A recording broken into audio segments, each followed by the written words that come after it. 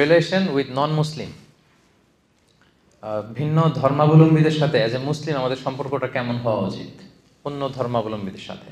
How should be our relationship with the people of different faith.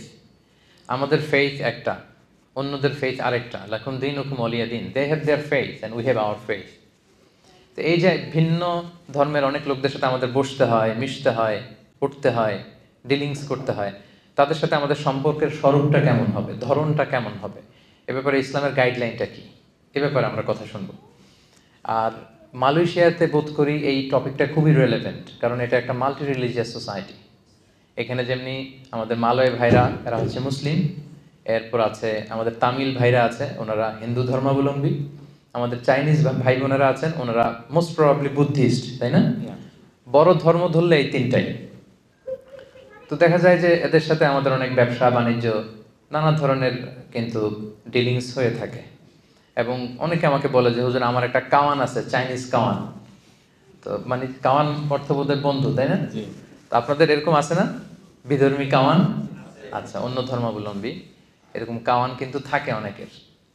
এরপর এরকম অনেক case আমার কাছে এসেছে যে মুসলিম ছেলে আমাদের ইউনিভার্সিটির, সে হিন্দু মেয়েকে বিয়ে করে ফেলছে।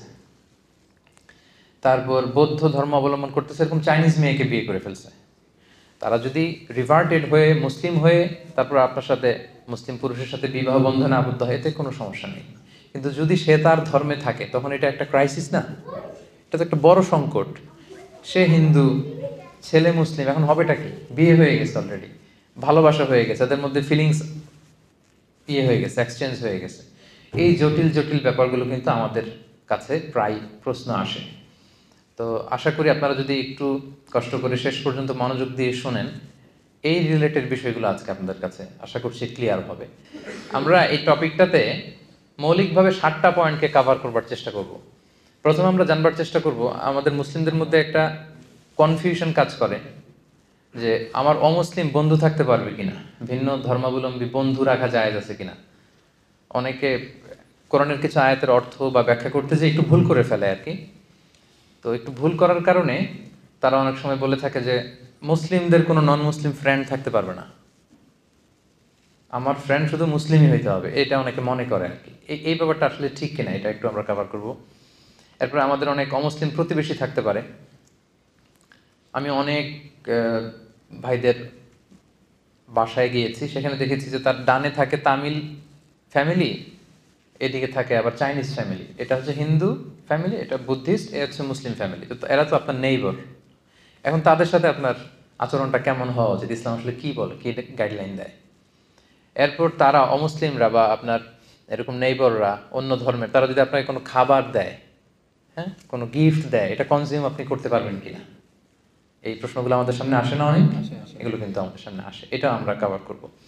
এরপর অমুসলিমদের সাথে আমাদের সামাজিক, অর্থনৈতিক, রাজনৈতিক আমাদের যে সম্পর্ক, এই সম্পর্কটা কেমন হওয়া উচিত, ইসলাম কী বলে, এটা বলবো। তারপর অমুসলিমদের মধ্যেও কিন্তু কিছু ভালো লোক আছে। সব অমুসলিম ভিন্ন ধর্মাবলম্বী কিন্তু এক কাতারের না, তাই না? তো তাদের কোনো ভালো কাজ দেখলে এটা আমরা সুনাম করতে পারবো কিনা, তাদের কাজের স্বীকৃতি দিতে পারবো কিনা, তাদের প্রশংসা করতে পারবো কিনা, তাদেরকে রেসপেক্ট দেখানো যাবে কিনা, আমাদের ধর্মের লেজিসলেশনটা কি, এটা আমরা কভার করব। এরপর আন্তধর্মীয় সংলাপের ব্যাপারটা আমরা প্রায় শুনি যে ইন্টারফেথ ডায়ালগ বলে, আমাদের আমিন ভাই এগুলোতে খুব এক্সপার্ট। সাম্প্রদায়িক সম্প্রীতি যেটা আমরা বলি, কমিউনাল হারমোনি, এবং রিলিজিয়াস কো এক্সিস্টেন্স। মালয়েশিয়া কিন্তু it's a nice role model of religious coexistence. ধর্মীয় সহাবস্থানের জন্য গোটা বিশ্বে মালয়েশিয়া কিন্তু একটা রোল মডেল। 3টা ধর্ম এরা মিলে কি শান্তিতে একসাথে বসবাস করতেছে, এগুলো আমি অ্যাড্রেস করবো আমার আলোচনায়। এবং সব শেষে মুসলিম ল্যান্ডে, মুসলিম ভূখণ্ডে নন মুসলিম বা অমুসলিম সংখ্যালঘুদের অধিকারের ব্যাপারে ইসলাম কি বলে। এই যে কিছুদিন আগে আপনারা কুমিল্লার নানুয়া দিঘির পাড়ে আপনারা শুনেছেন, এক হনুমানের পায়ের মধ্যে কোরআনের কপি রাখা থেকে শুরু করে কি তুল কালাম কাণ্ড হয়ে গেল। সেখানে মুসলিমরা যে আক্রমণ করতেছে হিন্দুদেরকে, হিন্দুরা আবার তেড়ে আসতেছে মুসলিমদের দিকে, এই যে একটা ভয়ঙ্কর অবস্থা। তো এগুলো আসলে অনেক রাজনৈতিক উদ্দেশ্য হাসিলের জন্য, নিজেদের ফায়দা হাসিলের জন্য কিছু দুষ্কৃতিকারীরা কিন্তু এটা করে। আদতে কিন্তু বাংলাদেশে ওরকম দাঙ্গার হিস্ট্রি নেই। আমরা কিন্তু আবহমান কাল থেকে হিন্দু মুসলিম একসাথে, মানে একই সাথে আমাদের রোজাও চলে, এদের আবার পূজাও চলে এক সময়। আমরা তাফসীর প্রোগ্রাম করলে এরা, এদের ঢোল বাদ্য বাজানোর প্রোগ্রাম থাকলে এরা আটপিস করে দেয়। আবার আমরা যদি আগে জানি ওখানে হিন্দুদের বড় প্রোগ্রাম, আমরা আমাদের তাফসির প্রোগ্রামকে একটু আকপিস করি। তো এই সুসম্পর্ক সম্প্রীতি কিন্তু আমাদের দেশে আছে। তো এত সুখ আবার অনেকের পছন্দ হয় না। বাংলাদেশে এত সমৃদ্ধি, এত সম্প্রীতি, ফলে কিন্তু নানা ধরনের ষড়যন্ত্রের কবলে আমাদের এই বাংলাদেশের সম্প্রীতি কিন্তু এখন হুমকির মুখে আমরা দেখতে পাচ্ছি। তো এগুলো থেকে বেরিয়ে আসার উপায় কি এবং ইসলাম আমাদেরকে কী গাইডলাইন দেয়, এই বিষয়ে আজকে আমরা কথা শুনবো। তাহলে মূল টপিক ছিল what should be our relation with the people of different faith, আর সাব টপিক কী কী থাকবে এটা আমি আপনাদের সাথে শেয়ার করলাম। পুরো বুঝতে পেরেছেন ব্যাপারটা? কি নিয়ে আলোচনা করব? বোরিং হচ্ছে না তো আপনারা? তো প্রথমে আমরা বলবো যে অমুসলিমরা আমাদের বন্ধু হতে পারবে কিনা। এই ব্যাপারটা নিয়ে কথা বলতে যায় আমাদের অনেক মুসলিম ভাই বোনেরা একটু সংশয়ে থাকেন কোরআনের কয়েকটা আয়াত নিয়ে। আয়াতগুলো কি একটু বলি। এক নম্বর হচ্ছে সূরা আলে ইমরানের 28 নম্বর আয়াতের অর্থ করতে যে একটু গুলিয়ে ফেলেন। আল্লাহ তাআলা সে আয়াতে বলছেন লা ইয়াত্তাখিযুল মুমিনুনাল কাফিরিনা আউলিয়া মিন দুনিল মুমিনিন, অর্থাৎ বিশ্বাসীরা, মুমিনরা যেন মুমিন ছাড়া অন্য কাউকে, মানে কাফিরদেরকে যেন আউলিয়া হিসেবে গ্রহণ না করে। রিপিট, আমার আবারও বলছি, বিশ্বাসীরা যেন আরেক বিশ্বাসীকে ছাড়া কোনো কাফিরকে তাদের আউলিয়া না বানায়। এখন আউলিয়া মানে কি? আউলিয়ার অর্থ করতে যে অনেকে অর্থ করে বন্ধু, অনেক ট্রান্সলেশনে কি বলে? বন্ধু। আসলে এই অর্থটা ভুল। মুমিন যেন মুমিন ছাড়া অন্য কাউকে বন্ধু না বানায়, কথাটা ঠিক না। তাহলে সঠিকটা কি আমরা বলবো এখনই। আরেকটা আয়াত এরকম আছে, কনফিউশনে পড়ে যায়। সূরাতুল মায়েদার 51 নম্বর আয়াত, আল্লাহ তাআলা বলছেন ইয়া আইয়ুহাল্লাযীনা আমানু লা তাত্তাখিযুল ইয়াহুদা ওয়ান নাসারা আউলিয়া, মানে ওহে বিশ্বাসীরা, তোমরা ইহুদি নাসারাদেরকে তোমাদের আউলিয়া বানিও না। এটার অর্থ অনেকে করে কি? বন্ধু। তার মানে এই দুই আয়াতের অর্থ করতে যে অনেকে বলে মুমিন যেন মুমিন ছাড়া কোনো কাফেরকে আউলিয়া না বানায়, মানে বন্ধু না বানায়। আবার পরের আয়াতে ওহে বিশ্বাসীরা, খবরদার ইহুদি নাসারাদেরকে তোমাদের আউলিয়া বানিও না। অর্থ কি করে? বন্ধু বানিও না। এই ব্যাপারটাতে সংশয়। আসলে আউলিয়া শব্দটা হচ্ছে বহুবচন, এর এক বচন হচ্ছে ওয়ালি। আমরা বলি না ওয়ালি, অলি বলি না, অলি, বড় আল্লাহর অলি, এই অলি আর কি। শুদ্ধ আরবি হচ্ছে ওয়ালি। তো ওয়ালির প্লুরাল হচ্ছে আউলিয়া। ওয়ালির অনেক অর্থ, বন্ধু বা ফ্রেন্ড এটাও জন্য একটা অর্থ, আরও অনেক অর্থ আছে। এখানে আসলে পারফেক্ট অর্থ হবে যদি আপনি বলেন যে বন্ধু না বলে যদি অর্থ আপনি গার্ডিয়ান বলেন, প্রোটেক্টর বলেন, ভেরি ইন্টিমেট ক্লোজ ফ্রেন্ডশিপ বলেন, তখন অর্থটা ঠিক আছে। তার মানে সঠিক অর্থ হবে কোনো মুমিন যেন মুমিনকে বাদ দিয়ে কোনো কাফিরকে তার গার্ডিয়ান না বানায়। পার্থক্য আছে না? এক জায়গায় বলা হলো বন্ধু, আর আরেক জায়গায় বলা হচ্ছে গার্ডিয়ান। সো গার্ডিয়ান যদি বলা হয় তাহলে পারফেক্ট অর্থ হয়। মানে আমরা কোনো নন মুসলিমকে আমাদের গার্ডিয়ান বানাতে পারবো না। পারবো নাকি? আমাদের গার্ডিয়ান ওরা কীভাবে হবে? হলে তো আমাদের ইমানদার যিনি আছেন, আমাদের নেতা, আমাদের প্রিয় ভাজন যিনি আমাদেরকে গাইড করে লিড দেয়, সে হবে মুমিন, হবে মুমিনের বলি, আল্লাহ রাসূল হবে মুমিনদের বলি। তো ওয়ালায়া যেটা গার্ডিয়ানশিপ, এটা হচ্ছে আ'লা মিনাস সাদাকা, বন্ধুত্বের চেয়ে এটা অনেক উপরে। কিন্তু সিম্পলি আমরা যে ভুলটা করে ফেলি, আমরা বন্ধু বলে ফেলি। কাফির আমার বন্ধু হতে পারবে না, ইহুদি নাসারা আমার বন্ধু হতে পারবে না, এটা ভুল। আসল অর্থ হবে ইহুদি নাসারা কাফির অন্য ধর্মের কেউ আমাদের গার্ডিয়ান হতে পারবে না। কথা বুঝতে পেরেছেন? তাহলে প্রথম পয়েন্টটা ক্লিয়ার না? বন্ধু হতে কোনো সমস্যা নাই, স্বাভাবিক যে ফ্রেন্ডশিপ এটা হতেই পারে। যে কারোর সাথে হতে পারে না? হতে পারে। এই যে এখানে আপনি আছেন, এই যে কাওয়ান কাওয়ান বলতেছিলাম কেন? আপনাদেরকে বোঝানোর জন্য আর কি। কাওয়ান ওয়ার্ডটা আমার লাগতেছিল আপনাদেরকে বোঝানোর জন্য। তো তারা আপনাদের আসলে কাওয়ান হতে পারে, বন্ধু হতে পারে, কোনো সমস্যা নাই। কিন্তু তাদেরকে ওইরকম লয়াল গার্ডিয়ানশিপ দেওয়া যাবে না, তাদেরকে প্রোটেক্টর হিসেবে নেওয়া যাবে না। কিন্তু স্বাভাবিক বন্ধুত্ব হতে পারে। তাহলে প্রথম যেই আমাদের মিসকনসেপশন, এটা আপনাদের কাছে ক্লিয়ার হয়েছে? ক্লিয়ার। এটা আরও ক্লিয়ার হবে আপনাদের কাছে আমি যদি কোরআনের আরেকটা আয়াতকে এখানে রেফার করি। সূরাতুল মুমতাহিনার 8 নম্বর আয়াত, যে আয়াতটি দিয়ে আমি আজকের আলোচনা শুরু করেছি। সেখানে আল্লাহ তাআলা বলছেন লা ইয়ানহাকুমুল্লাহু আনিল্লাযীনা লাম ইউকাতিলুকুম ফিদ-দীন ওয়া লাম ইউখরিজুকুম মিন দিয়ারিকুম আন তাবাররুহুম ওয়া তুকসিতু ইলাইহিম ইন্নাল্লাহা ইউহিব্বুল মুকসিতিন। এর মানে হচ্ছে যারা অমুসলিমদের মধ্য থেকে যারা তোমাদের সাথে যুদ্ধ করে না আর তোমাদেরকে তোমাদের ঘরবাড়ি থেকে তাড়িয়ে দেয় না, তাদের সাথে ভালো আচরণ করতে কিন্তু আমি আল্লাহ নিষেধ করি নাই। তাদের সাথে মহানুভবতা দেখাতে, ন্যায়পরায়ণতা দেখাতে, সুন্দর আচরণ দেখাতে কিন্তু আমি আল্লাহ নিষেধ করি নাই, বরং এটাই আমি আল্লাহর আদেশ। কারণ ইন্নাল্লাহা ইউহিব্বুল মুকসিতিন, আল্লাহ তাআলা ন্যায় পরায়ণ যারা আছে তাদেরকে পছন্দ করে, অন্যের প্রতি যারা দয়া দেখায় তাদেরকে আল্লাহ তাআলা কি করে? পছন্দ করে। তাহলে আমরা কিন্তু বুঝতে পারলাম দুইটা কাজ যারা করে তাদের সাথে আমাদের সমস্যা, কিন্তু এই দুইটা কাজ যে সমস্ত অমুসলিমরা করছে না আমাদের সাথে, তাদের সাথে আমাদের কোনো ঝামেলা নাই। সেই দুইটা কাজ কি? এক হচ্ছে আমাদের সাথে যারা শত্রুতা দেখায় না, বিরোধ দেখায় না, যুদ্ধে লিপ্ত না, আবার আমাদেরকে আমাদের ঘর থেকে উচ্ছেদ করছে না, এলাকা ছাড়া করছে না, এরকম যদি অমুসলিম হয় তাদের সাথে আমাদের ভালোবাসা দেখাতে, মহানুভবতা দেখাতে, ন্যায় পরায়ণতা দেখাতে কোনো বাধা আছে? নাই। আচ্ছা সিম্পলি ধরেন, এই যে মালয়েশিয়াতে ভিন্ন ধর্মের হিন্দু ভাইরা, তামিলরা, তারপর বৌদ্ধ ধর্মের চাইনিজ ভাই বোনেরা, এরা কি আমাদের সাথে যুদ্ধে লিপ্ত? সবাই বলতে হবে, যুদ্ধে লিপ্ত? তামিলরা যুদ্ধে লিপ্ত? থাও ধর্ম আছে একটা, এরা কি আমাদের বিরুদ্ধে যুদ্ধে লিপ্ত? তো এদের সাথে আমাদের কি সমস্যা? এদের সাথে আমাদের ফ্রেন্ডশিপ হতে পারে, এদের সাথে আমাদের ভালো আচরণ দেখানো লাগতে পারে। আল্লাহ তাআলা পুরো স্পেকট্রামটা উল্লেখ করেছেন, দ্য এন্টায়ার স্পেকট্রাম। বীর আর কিস্ত, বীর মানে হচ্ছে সর্বোচ্চ ভালোবাসা দেখানো, এটা প্রয়োজন আপনি দেখাতে পারেন। মা বাবার প্রতি যে আমরা সদাচরণ দেখাই, এটাকে আরবিতে বলে বিররুল ওয়ালিদাইন। আর কিস্ত হচ্ছে সমান সমান, সে যতটুকু ভালো আচরণ করে আমি অতটুকু করব। তাহলে আল্লাহ সর্বোচ্চ থেকে সর্বনিম্ন সবটার কথা আল্লাহ বললেন। কেউ যদি তোমাদেরকে তেড়ে না আসে, ধর্মযুদ্ধে লিপ্ত না হয় তোমাদের সাথে, তোমাদেরকে ভিটেমাটি ছাড়া করতে না চায়, তাদের সাথে ভালো আচরণ করতে আমি আল্লাহর কোনো নিষেধ নাই। এই আয়াত থেকে এবার বুঝতে পারছেন না যে সুন্দর আচরণ করতে হবে এদের সাথে?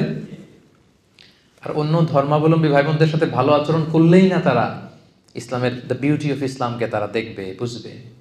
আপনি সুন্দর সুন্দর ইসলামের কথাগুলো যদি পৌঁছে দেন, মানুষের সাথে শেয়ার করেন, আপনি অবাক হবেন কিভাবে পঙ্গপালের মতো মানুষ, অন্য ধর্মের লোকের আপনার কথা শুনতে আসবে, তারা আপনাকে দেখে ইমপ্রেস হবে, কারণ you are the ambassador of Islam. আমরা প্রত্যেকে ইসলামের অ্যাম্বাসেডর।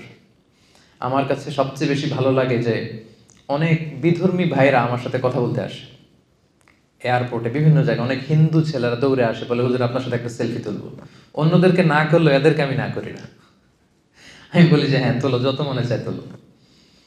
এই তো গত পরশু বোধহয় বুকিট বিনতাং এরিয়াতে আমার একটা কাজ ছিল, হঠাৎ এক ছেলে দৌড়ে আসছে, দেখে বলতেছে হুজুর একটু গ্লাসটা নামাও। তো গ্লাস নামালাম, বলতেছে আমি কি বড়ুয়া যেন বললো, বড়ুয়া। তো বলতেছে আমি বৌদ্ধ ধর্মের, বাড়ি কোথায়? কক্সবাজার। তো কি করো? এখানে কাজ করি। তো বলে আমি বৌদ্ধ হলেও আপনার আলোচনা সব শুনি, আমি আপনার আলোচনাগুলো আমার খুব ভালো লাগে, আমি অনেক কিছু শিখতেছি। So this is the way. এইভাবেই তো ওদের কাছে পৌঁছতে হবে আমাদের। এমন তো হতে পারে সে আলোচনাগুলো শুনতে শুনতে ইসলামের সৌন্দর্য, ইসলামের এই যে ব্রড সেন্স, ইসলামের এই মাধুর্য, এগুলো দেখে একসময় সে কালেমা পড়ে কিন্তু মুসলমান হয়ে যেতে পারে না? আমাদের অনেক প্রোগ্রামে অনেক অন্য ধর্মের ভাই বোনেরা কিন্তু এসে কালেমা পড়ে মুসলমান হচ্ছে, তারা শাহাদা বাক্য পাঠ করতেছে। তো আপনি যদি ওদের সাথে কথাই না বলেন, আপনি যদি ওদেরকে শত্রু জ্ঞান করেন, তো তারা কি আপনার সাথে মিশতে পারবে? পারবে না, তো কাছেই তো আসতে পারবে না। মুসলিম হওয়া, আমাদের ইসলাম সম্পর্কে জানা তো দূরের কথা। তাহলে সম্মানিত ভাইয়ের এটা ক্লিয়ার হলো যে আসলে বন্ধুত্বে, কোনো সাধারণ বন্ধুত্বে কোনো সমস্যা নেই, এবং যারা আমাদের প্রতি হেট্রেড ছড়ায়, তারপর হিংসা ছড়ায়, আমাদের সাথে বিরোধে লিপ্ত, আমাদেরকে উৎখাত করতে চায়, এদের সাথে আমাদের রিয়াকশন ভিন্ন। কিন্তু স্বাভাবিকভাবে কোনো অন্য ধর্মের লোকদের সাথে আমাদের খারাপ আচরণের সুযোগ নেই, বরং আল্লাহ তাআলা তাদের সাথে মহানুভব হতে বলেছেন, ভালো আচরণ করতে বলেছেন। যত সর্বোচ্চ আচরণটা, আমাদের ভালো আচরণের সর্বোচ্চটা কিন্তু তাদেরকে দেখাতে বলেছেন, যাতে এগুলো দেখে তারা ইসলামের প্রতি কি হয়? আকৃষ্ট হয়। বুঝতে পেরেছেন না ব্যাপারটা? ক্লিয়ার তো না?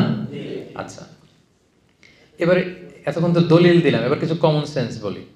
এটা কমন সেন্সও আমাদের বলে যে আমাদের যেই ন্যাচারাল লাভ, ভালোবাসা, এইটা আমরা আটকাবো কিভাবে? এটা তো আটকানোর সুযোগ নাই। সহজাত ভালোবাসা যেটা এমনি মন থেকেই আসে। দেখবেন অনেক, আমি কুমিল্লাতে থাকতে এক হিন্দু দোকান থেকে মুদির সদাই করতাম আর কি, মুদি আইটেমটা কিনতাম। অন্য মুসলিমদের ওখানে কেন যেতাম না, মানে একবার তার দোকানে যাওয়ার পরে এত ভালো আচরণ, এত তার সুন্দর ডিলিংস, আমাকে সে মুগ্ধ করেছে। তো বাধ্য হয়ে একে আর বাদ দিতে পারি নাই। বাজারে গেলেই আমি এর কাছ থেকে সদাইটা নিয়ে নিতাম। তো এই যে আমার মুগ্ধতা, তার সততা দেখে, তার নিষ্ঠা দেখে, এটার কি আমার হাত আছে? হৃদয়ের উপরে তো আমার হাত নাই। এজন্য ইসলাম সহজাত যে ভালোবাসাটা তৈরি হয় অন্যের প্রতি, এটাতে বাধা দেয় না। সিম্পলি একটা উদাহরণ দিয়ে বলি, আল্লাহ রাসূল সাল্লাল্লাহু আলাইহি ওয়াসাল্লামের চাচা আবু তালেব, উনি কি ইসলাম ধর্ম গ্রহণ করেছিলেন? জানেন আপনারা? উনি কিন্তু ইসলাম ধর্ম গ্রহণ করেনি, মুশরিক ছিলেন। কি ছিলেন? শিরকের উপরই ইন্তেকাল করেছেন। এমনকি মৃত্যুর বিছানায় আল্লাহ রাসূল সাল্লাল্লাহু আলাইহি ওয়াসাল্লাম যে বললেন, চাচা একবার শুধু বলেন আশহাদু আল্লা ইলাহা ইল্লাল্লাহ আশহাদু আন্না মুহাম্মাদান আবদুল্লাহি ওয়া রাসূলুহু, বাকিটা আমি আল্লাহর সাথে বুঝবো। শুধু একবার এটা আপনি আমাকে বলেন।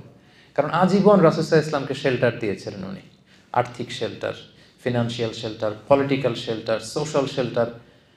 মানে নিজের বাবা যেরকম সন্তানকে আগলে রাখে, রাসূল সাল্লাল্লাহু আলাইহি ইসলামের চাচা আবু তালেব আগলে রেখেছিলেন, কিন্তু ইসলাম ধর্ম গ্রহণ করেননি।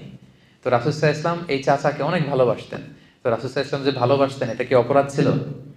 কারণ এটা সহজাত ভালোবাসা, এটা এমনিতেই চলে আসে। উনি মুশরিক ছিলেন, কিন্তু রাসূল সাল্লাল্লাহু আলাইহি ইসলাম অত্যন্ত ভালোবাসতেন। রাসূল সাল্লাল্লাহু আলাইহি ইসলামের প্রথম বিয়েটা আম্মা জান খাদিজাতুল কুবরা রাদিয়াল্লাহু তাআলা আনহার সাথে উনি নিজে পড়িয়েছেন, উনি নিজে খুতবা দিয়েছেন। বিয়ের মোহরানাটা নিজ পকেট থেকে আদায় করে দিয়েছেন। সুবহানাল্লাহি ওয়া বিহামদিহি।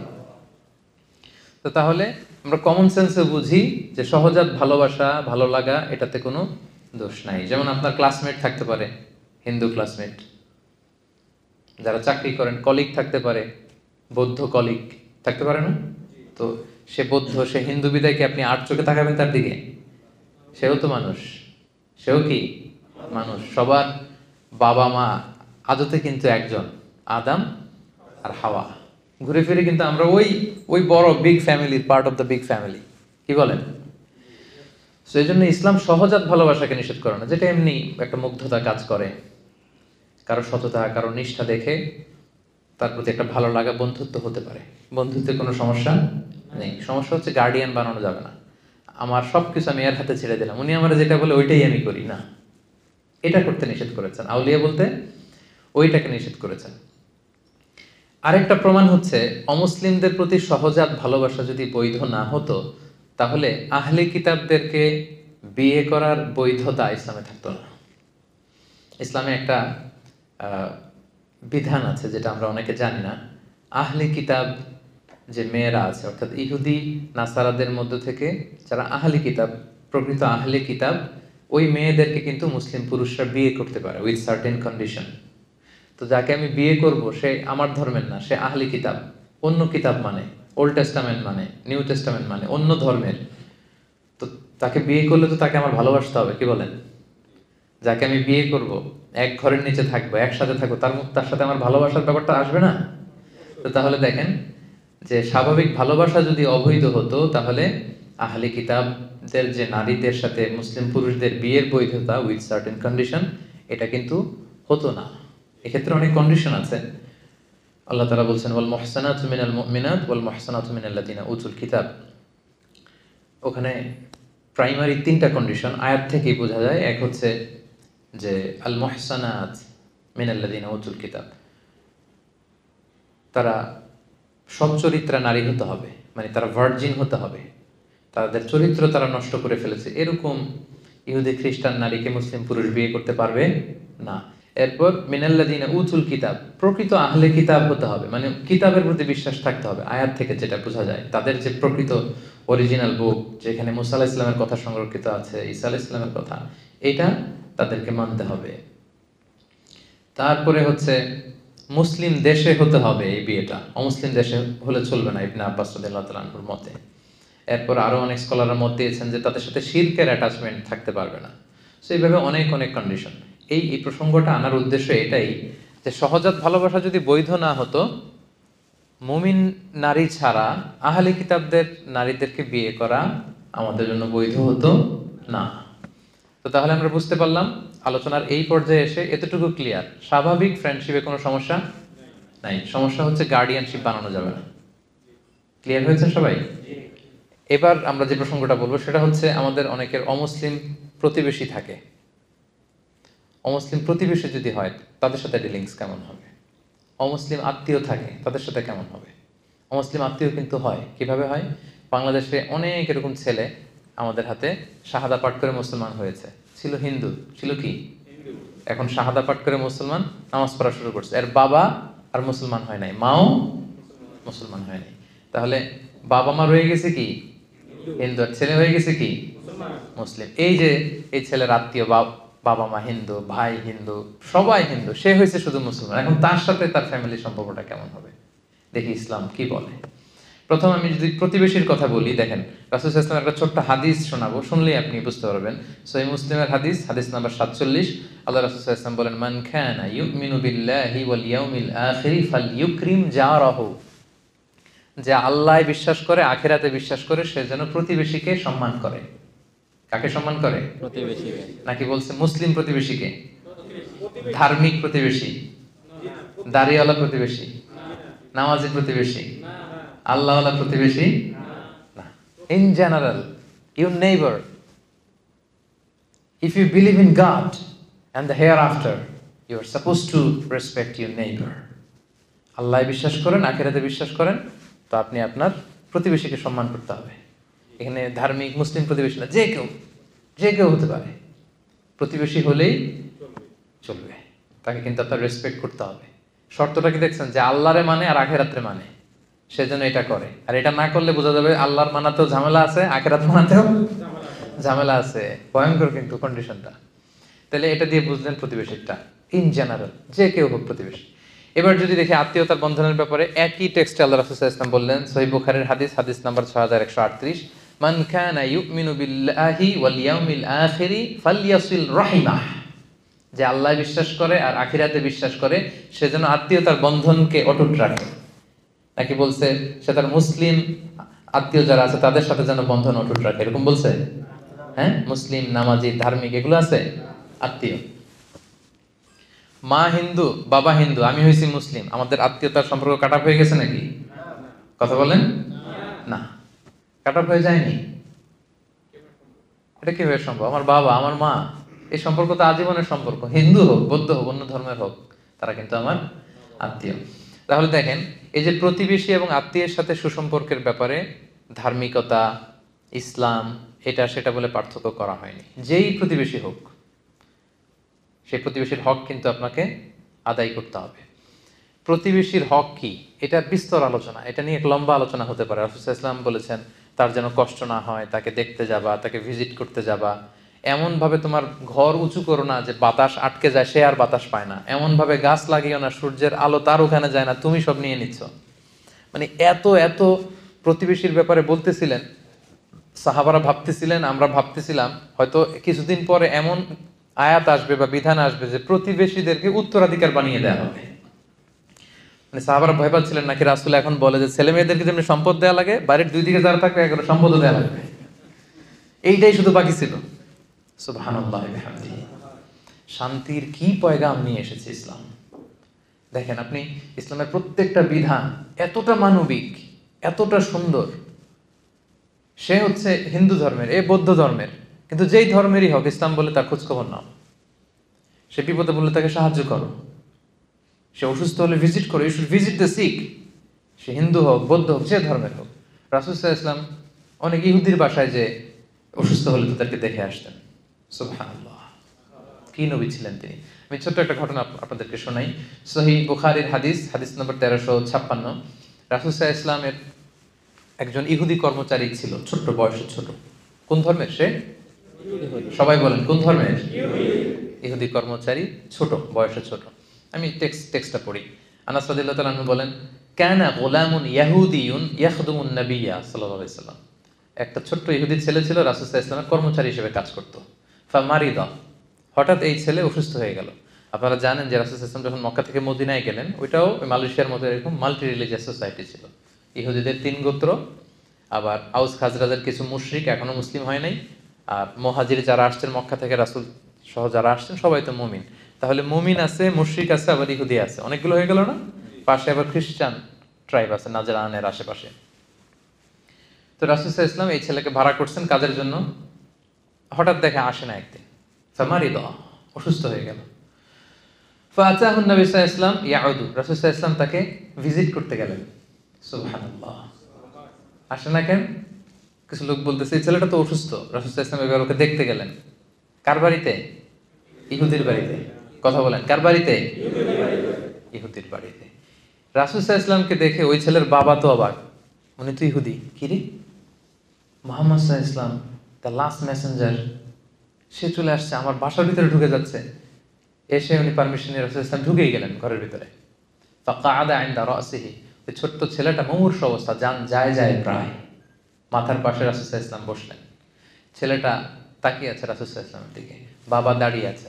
রাসূল সাল্লাল্লাহু আলাইহি ওয়াসাল্লাম তাকে বললেন, আসলিম, ইসলাম ধর্ম গ্রহণ করো।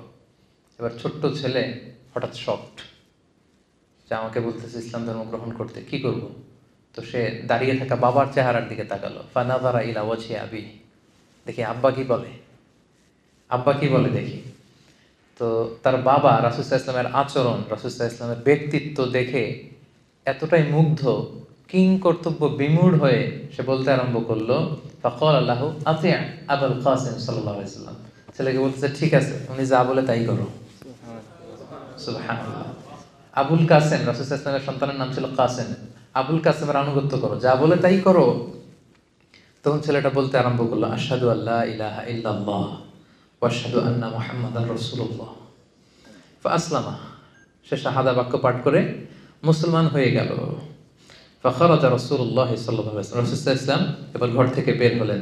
ইয়াকুল, এই বলতে বলতে বের হলেন, আলহামদুলিল্লাহিল্লাযী আনকাযাহু মিনান নার, প্রশংসা সে আল্লাহর, যে আল্লাহ একজন জাহান্নামীকে মুহূর্তের মধ্যে জান্নাতি বানিয়ে দিয়েছে। এই শাহাদা বাক্য, এই বিশ্বাসটুকু হৃদয়ে ধারণ করার আগে আমার এই গোলাম ছিল জাহান্নামী, আহলুন নার, আগুনের অধিবাসী। সে আল্লাহর প্রশংসা যে মুহূর্তের মধ্যে তাকে জান্নাতের অধিবাসী বানিয়েছে। সুবহানাল্লাহ ওয়া বিহামদিহি। সহিহ বুখারীর হাদিস। এটা কেন আমি এখানে উল্লেখ করলাম, যে রাসূলুল্লাহ সাল্লাল্লাহু আলাইহি ওয়াসাল্লাম ইহুদির বাসায় যে অসুস্থকে ভিজিট করতেন, আর আমরা মুসলিম ভাই আরেক মুসলিমের খবর নেই না। আমরা তো মুমিন, ইমানের বন্ধনে আমরা আবদ্ধ, আমরা একে অপরের সাথে সুসম্পর্ক বজায় রাখি না।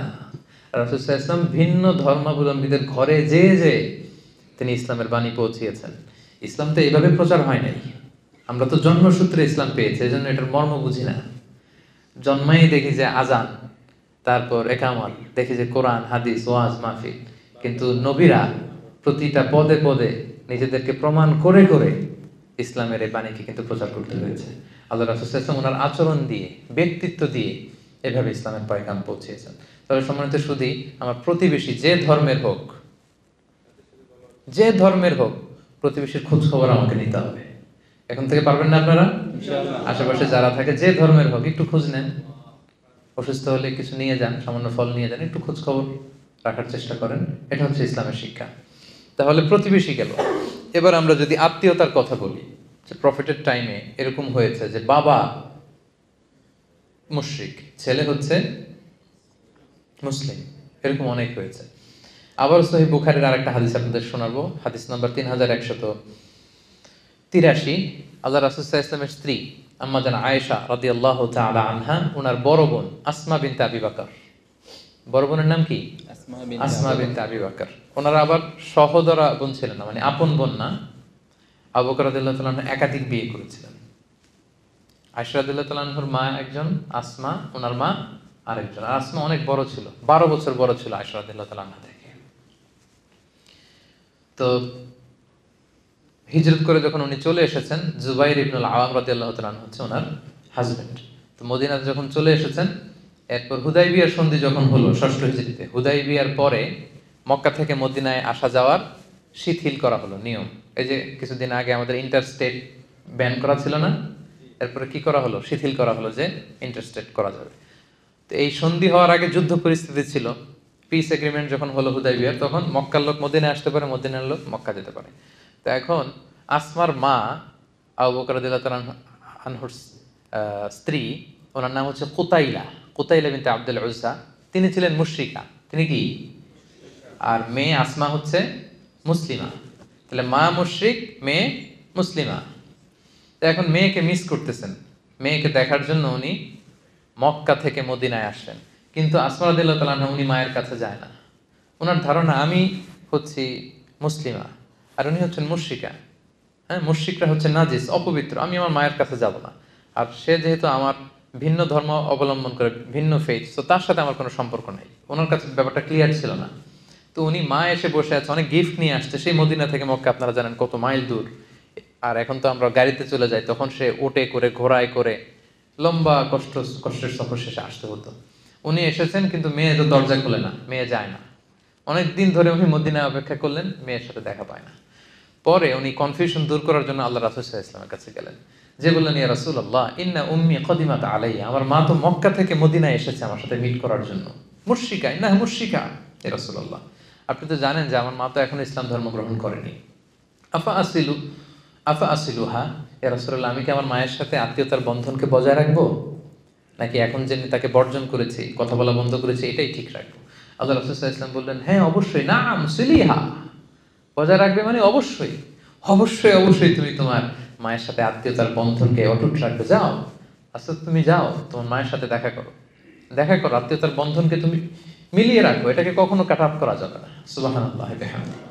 দেখেন, মা হচ্ছে মুশরিকা, মেয়ে হচ্ছে মুসলিমা, কিন্তু সম্পর্ক কি ছিন্ন করা যাবে? কথা বলেন। তাহলে বাংলাদেশে এরকম অ্যাভেলেবেল ঘটনা ঘটে, ছেলে মুসলমান হয়েছে, বাপ মা হিন্দু, সম্পর্ক কিন্তু কখনো নষ্ট করা যাবে না, যেহেতু আত্মীয়তার বন্ধন। মা বাবার সেবা করতে হবে, যদিও মা বাবা হিন্দু, মা বাবাকে প্রতি মাসে ন্যায়সঙ্গতভাবে যে খরচ দেওয়া দরকার সেটা দিতে হবে, তাদের খোঁজ খবর রাখতে হবে, ভাই বোনের যে হক, এই হকগুলো কিন্তু ঠিকই আদায় করতে হবে। তাহলে ভিন্ন ধর্মাবলম্বী যদি আমার প্রতিবেশী হয়, প্রতিবেশীর যে হক অন্য ধর্মের হলেও একই হক। আত্মীয় যদি ভিন্ন ধর্মেরও হয়, তাহলে আত্মীয়তার সম্পর্কের ব্যাপারটা মুসলিম হলে যেরকম, অমুসলিম হলেও একই রকম। তাহলে সেখানে আর স্বাভাবিক বন্ধুত্ব না, অমুসলিমদের সাথে প্রথমে তো জানলাম বন্ধুত্ব, ফ্রেন্ডশিপ হতে পারে, কিন্তু প্রতিবেশী হলে এটার গভীরতা আরো বেশি, আত্মীয় হলে গভীরতা আরো বেশি। বুঝতে পেরেছেন সবাই?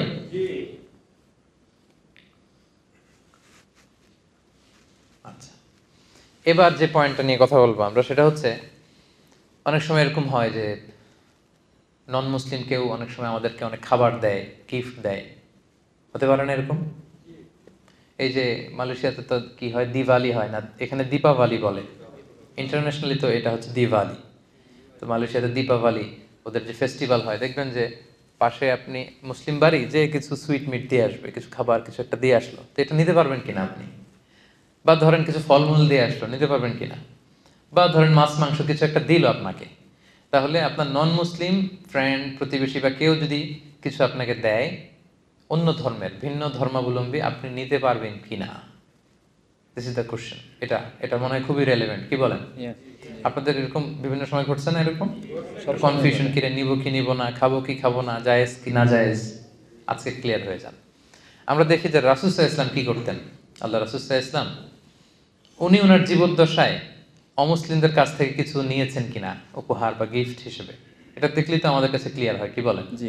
আচ্ছা, আল্লাহ রাসূল সাল্লাল্লাহু আলাইহি ওয়াসাল্লাম যখন ষষ্ঠ হিজরিতে মুশরিকদের সাথে হুদায়বিয়া সন্ধি করলেন 10 বছরের, তখন একটু কোয়াইট এন্ড কাম সিচুয়েশন, এখন আর যুদ্ধ টুদ্ধ নাই। তো রাসূল সাল্লাল্লাহু আলাইহি ওয়াসাল্লাম ভাবলেন যে দিস ইজ দ্য চান্স, এখনই তো সুযোগ, গ্লোবালি একটা গ্লোবাল নেভিগেশন দরকার আমার, গ্লোবালি আমি ইসলামটাকে ছড়াই দিব। উনি কাতেবে ওহীদেরকে ডেকে বললেন যে সবাই লিখো, আমার পক্ষ থেকে চিঠি লিখো। রাসূল ইসলাম নিজে লিখতেন না, লোক দিয়ে দিয়ে লেখাতেন, লিখো। রাসূল ইসলাম বলতেছেন, ওনারা চিঠি লিখতে আরম্ভ করলেন, বললেন যে বর্তমানে সুপার পাওয়ার কারা আছে বলো। তো সাহাবারা বলতে আরম্ভ করলো, একটা সুপার পাওয়ার আছে হচ্ছে ওই রোম সাম্রাজ্য, হিরাক্লিয়াস। লেখো, হিরাক্লিয়াসের কাছে লেখো। আর কে আছে? আরেকটা আছে কিসরার, পারস্যের সুপার পাওয়ার। আর কে আছে? আর ইস্কান্দারিয়ার মুকাউকেস আছে, মানে মিশরি সম্রাট। আর কে আছে? ওখানে। তৎকালীন সময়ে যত বড় বড় সুপার পাওয়ার ছিল, রাসূল সাল্লাল্লাহু আলাইহি ওয়াসাল্লাম সবার কাছে তখন দাওয়াতি চিঠি লিখতে আরম্ভ করলেন। তো অধিকাংশ সুপার পাওয়ারদের কাছে, সম্রাটদের কাছে যখন চিঠি নিয়ে যাওয়া হলো, ওনারা কেউ কেউ ইসলাম ধর্ম গ্রহণ করেছেন, কেউ কেউ করেননি, কিন্তু প্রায় প্রত্যেকেই রাসূল সাল্লাল্লাহু আলাইহি ওয়াসাল্লামের কাছে গিফট পাঠিয়েছিলেন। সুবহানাল্লাহ। আমরা একটা ঘটনা শুনি। মিশরের তখন বাদশা ছিল মুকাউকেস। মুকাউকেস ছিল মিশরের বাদশা, আলেকজান্দ্রিয়াতে উনি থাকতেন। ওনার কাছে যখন রাসূল সাল্লাল্লাহু আলাইহি ওয়াসাল্লামের চিঠি পাঠানো হলো, উনি চিঠি পড়ে তো মুগ্ধ, তিনি বুঝতে পারলেন যে এটা তো নবী। তখন যিনি চিঠি নিয়ে গিয়েছিলেন, মোস্ট প্রবাবলি হাতিব ইবনে আবি বালতাআ রাদিয়াল্লাহু তাআলা আনহু, ওনার কাছে করে উনি অনেক গিফট পাঠিয়েছিলেন। কি কি গিফট শুনেন। 1000 গোল্ড কয়েন। ওনার ধর্ম হচ্ছে খ্রিস্ট ধর্ম। যেই বাদশা রাসূলকে গিফট পাঠিয়েছেন, ওনার ধর্ম কি? খ্রিস্ট ধর্ম। তার মানে উনি কোন ধর্মের? খ্রিস্টান। উনি 1000 গোল্ড কয়েন, 1000 স্বর্ণ মুদ্রা পাঠিয়েছেন। 2 বিউটিফুল ক্রিশ্চিয়ান স্লেভস, 2জন খ্রিস্টান সুন্দরী নারী পাঠিয়েছিলেন, দাসী। তখনকার এই প্রচলনটা ছিল। একজনের নাম হচ্ছে মারিয়া বিনতে শামউন আল কিবতি, আরেকজনের নাম হচ্ছে সিরিন। তো মারিয়াকে তিনি স্ত্রী হিসেবে রেখেছিলেন, আর সিরিনকে তিনি আরেক সাহাবীর জন্য দিয়েছিলেন, হাসান বিন সাবিত রাদিয়াল্লাহু তাআলা আনহু, রাসূল সাল্লাল্লাহু আলাইহি ওয়াসাল্লামের সভাকবি।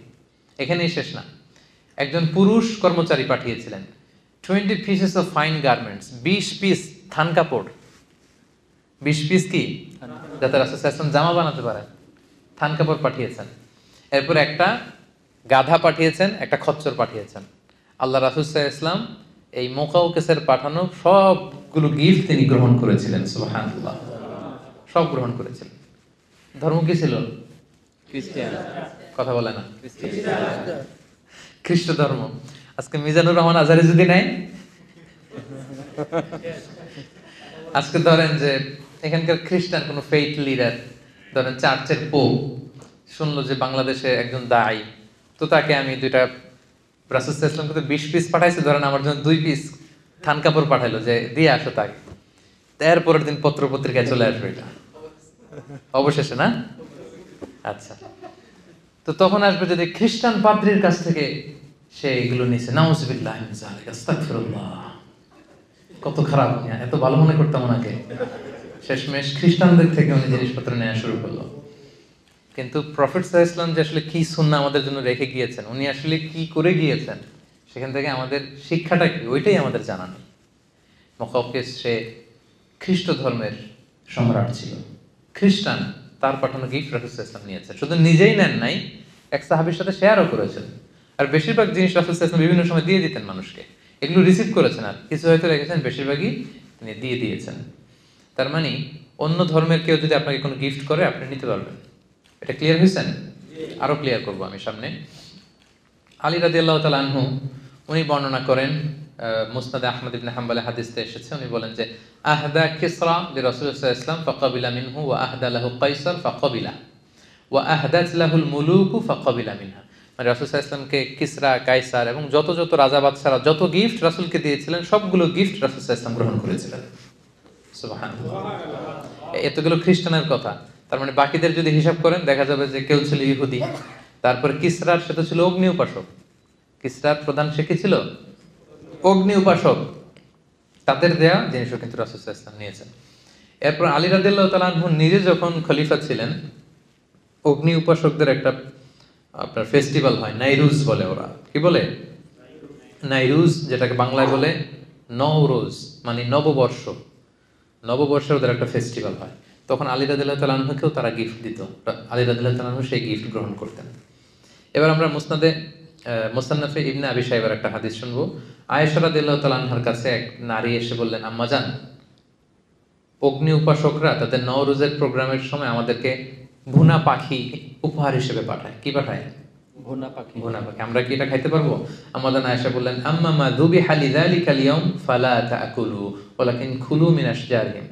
বলতেছে ওই দিন তাদের প্রোগ্রামে তারা যেটা জবাই করে, জবাইকৃত কোনো জিনিস খেতে পারবে না, বরং তাদের গাছের যে ফলমূল, শাকসবজি, এই সমস্ত মিষ্টান্ন যেগুলো দেয় এগুলো খেতে পারবা। তাহলে এখান থেকে আমরা বুঝতে পারলাম যে অন্য ধর্মের কেউ আপনাকে যদি মিষ্টি জাতীয়, চকলেট জাতীয় তাদের প্রোগ্রামে যা যা দেয় এগুলো আপনি খেতে পারবেন। আপনাকে যদি জামা কাপড় দেয়, নগদ কোনো গিফট করে, সেটা আপনি নিতে পারবেন, সব কিছুই নিতে পারবেন, এক্সেপ্ট তারা জবাই করেছে এমন কোনো প্রাণী যদি তারা আপনাকে দেয়। লেটস সে হিন্দুদের কোনো প্রোগ্রামে দীপাবলিতে তারা যদি মুরগি জবাই করে, গরু জবাই করে, ওইটা দিলে আপনি খেতে পারবেন না। বৌদ্ধরা জবাই করেছে এরকম কোনো প্রাণী দিলে আপনি খেতে পারবেন না, কারণ কোনো প্রাণীকে হত্যা করার আগে, জবাই করার আগে কি বলতে হয়? আল্লাহর নাম নিতে হয়। ওরা এটা নেয় না, এজন্য আমরা খেতে পারি না, তবে আহলে কিতাবদের কথা ভিন্ন। প্রকৃত আহলে কিতাব যারা in the name of god বলে, যারা বিসমিল্লাহ বলে জবাই করে, এরকম প্রকৃত আহলে কিতাবদের জবাই করে আপনি খেতে পারবেন। কিন্তু অন্য কোনো ধর্মের জবাই করা কোনো জিনিস আপনাকে দেয়া হলে আপনি খেতে পারবেন না। তো এমন তো না যে তারা শুধু আপনাকে ওই গোশতটাই দিবে, তারা হয়তো মাছ দিতে পারে, ডিম দিতে পারে, শাক দিতে পারে, ফলমূল সবই খেতে পারতেছে, শুধু ওই আইটেমটা আপনি খেতে পারবেন না। তাহলে অমুসলিম, ভিন্ন ধর্মের কেউ যদি আপনাকে কোনো উপহার সামগ্রী দেয়, সেটা কনজিউম করা কিন্তু আপনার জন্য জায়েজ আছে। এবং রাসূল সাল্লাল্লাহু আলাইহি ওয়াসাল্লামের সিরাত থেকে, সাহাবাদের প্র্যাকটিস থেকে কিন্তু আমরা এটা ক্লিয়ার হলাম। সবাই কি বুঝতে পেরেছেন? একেবারে ক্লিয়ার? পেছনে যারা বসেছেন আপনারাও? আচ্ছা, এবার আমরা তাদের সাথে ফিনান্সিয়াল ডিলিংস করা যাবে কিনা, নন মুসলিমদের সাথে ব্যবসায়িক লেনদেন, ফিনান্সিয়াল ট্রানজাকশন, এটা করা যাবে কিনা। রাসূল সাল্লাল্লাহু আলাইহি ওয়াসাল্লাম একটা হাদিস শোনাই, সহিহ মুসলিমের হাদিস, হাদিস নাম্বার 1603। দেখেন কত চমৎকার। কত চমৎকার হাদিস, একটু খেয়াল করে শুনেন। আম্মা জান আয়েশা রাদিয়াল্লাহু তাআলা আনহা উনি বর্ণনা করেন, ক্বালাত ইশতারা রাসূলুল্লাহ সাল্লাল্লাহু আলাইহি ওয়াসাল্লাম মিন ইয়াহুদিয়্যিন তাআমান ওয়া রাহানাহু দিরআন মিন হাদীদ। রাসূল সাল্লাল্লাহু আলাইহি ওয়াসাল্লাম একবার এক ইহুদির কাছ থেকে কিছু খাবার কিনলো। খাবারটা ছিল বার্লি। কি ছিল? বার্লি। এক ইহুদির কাছ থেকে রাসূল সাল্লাল্লাহু আলাইহি ওয়াসাল্লাম কিছু খাবার কিনলেন। কার কাছ থেকে কিনলেন? ইহুদের কাছ থেকে। সবাই বলেন, কার কাছ থেকে? ইহুদির কাছ থেকে তিনি কিছু বার্লি কিনলেন। তো বার্লির টাকা পরিশোধ করার মতো টাকা ওনার কাছে ছিল না, পয়সা ছিল না। তো পয়সা ছাড়া সে কি বার্লি দিবে? এ তো দিবে না। তো রাসূল সাল্লাল্লাহু আলাইহি ওয়াসাল্লাম যেটা করলেন, উনি ওনার যুদ্ধের পোশাকটা বন্ধক রাখলেন। আর্মার মানে যুদ্ধস্ত্রাণ, যেটা যুদ্ধের একটা পোশাক আছে, লোহার শিকল দিয়ে ছোট ছোট বুনন দিয়ে এটাকে তৈরি করা হয়। তো এটা পরে যুদ্ধে গেলে তীর মারলে তীর ঢোকে না, ছুরি মারলে ছুরি ঢোকে না। রাসূল সাল্লাল্লাহু আলাইহি ওয়াসাল্লাম এরকম একটা আর্মার ছিল। ওই যুদ্ধের পোশাকটা ওই ইহুদির কাছে তিনি মর্গেজ রাখলেন, বন্ধক। বললেন টাকা নাই, এটা রাখো, যেদিন টাকা দিতে পারবো ওদিন ছুটাই নেব। আমরা বন্ধক রাখি না অনেক জিনিস। তো রাসূল সাল্লাল্লাহু আলাইহি ওয়াসাল্লাম ইহুদির কাছ থেকে বার্লি কিনেছেন জামা বন্ধক রেখে। সুবহানাল্লাহ বলবেন না? দেখেন কি সুন্দর ফিনান্সিয়াল ট্রানজাকশন। এখন এগুলো আমরা জানি না। তো মাল্টি রিলিজিয়াস সোসাইটি ছিল, তো আশেপাশে ইহুদিরা, এরা ছিল ব্যবসায়ী, তো ব্যবসা করতে হবে না? তার মানে এটা জায়েজ। তাদের সাথে স্বাভাবিক ব্যবসায়িক যে লেনদেন, টাকা ধার দেওয়া, ধার নেওয়া, বন্ধক রাখা, ঋণ নেওয়া, কিছু কেনা, তাদের কাছে বেচা, এটা জায়েজ। শরীয়তের কাজই হচ্ছে লাইফটাকে স্মুথ করে দেওয়া। আর বিধানগুলো এত সুন্দরভাবে ইসলাম দিয়েছে যেটাতে আমাদের লাইফটা স্মুথ হয়। এজন্য শরীয়তের আরেক নাম জীবন। শরীয়তের আরেক নাম কি? শরীয়ত মানেই জীবন। আর শরিয়াতু হিয়াল হায়াত। আমার লাইফ কিভাবে সুন্দর হবে, স্মুথ হবে। আমরা শুধু গবেষণা করি, কনফারেন্স করি যে লাইফটাকে কিভাবে সুন্দর করা যায়। এই গবেষণা এর চেয়ে অনেক বড় নিয়ম কানুন দিয়ে আল্লাহ তাআলা আমাদের জন্য পাঠিয়েছেন, যেটা 1000 বছর গবেষণা করে ওইটার ধারে কাছেও আল্লাহর পাঠানো যে ওয়াহি, রেভেলেশন, এটার ধারে কাছেও আমরা যেতে পারবো না।